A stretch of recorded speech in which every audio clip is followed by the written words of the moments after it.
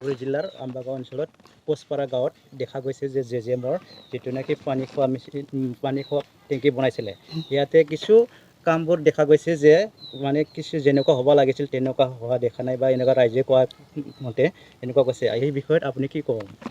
হয়, কথাটো আমাৰ আমবাগাঁও আঞ্চলিক বড়ো ছাত্ৰ সন্থাৰ অধীনত বা অন্তৰ্গত বহুতখিনি জেজেমৰ কাম চলিছে। তাৰে ভিতৰত আমাৰ আমবাগাঁও VCDCৰ অন্তৰ্গত কোচপাৰা গাঁৱত নতুনকৈ জেজেমৰ অধীনত PWHSৰ কাম চলি আছে।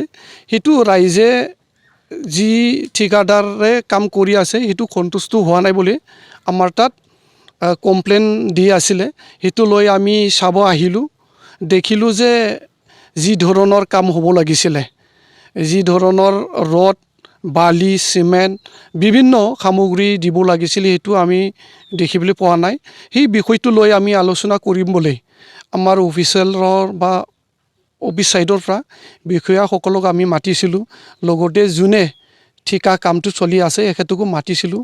তো এখেতলোকে আমাৰ অনুৰোধটো নাৰাখাকৈ বা আমাৰ অনুৰোধটো কোনো কাণকো নুশুনাকৈ আমাৰ লগত কোনো যোগাযোগ নকৰিলে।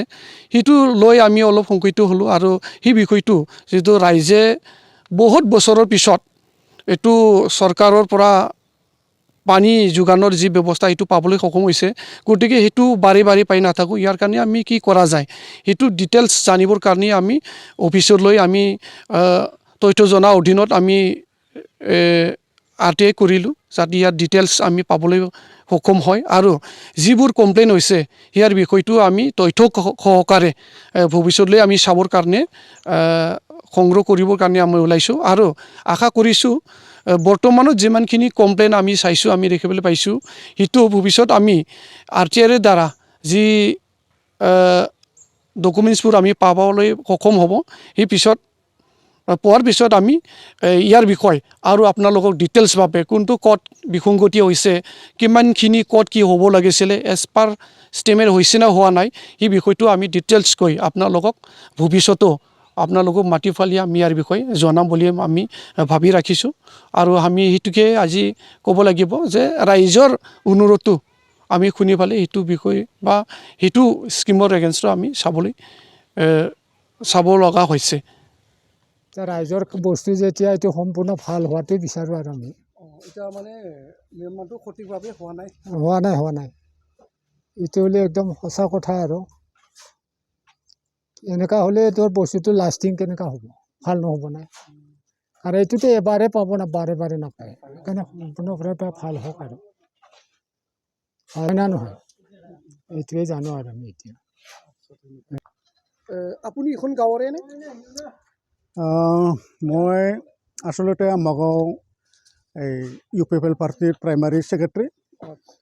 মই শুনি পাইছোঁ যে কোচপাৰাত এৰিয়াত এটা জেজেমৰ কাম আহিছে, এই পানী টেংকি উঠাই আছে বৰ্তমান, কিন্তু আমি শুনি আছোঁ মানে কামটো মানে ক্লিয়াৰ হোৱা নাই। যিটো মেজাৰমেণ্ট, এই মেজাৰমেণ্ট মতে এতিয়ালৈকে হোৱা নাই বুলি আমি শুনি আছোঁ।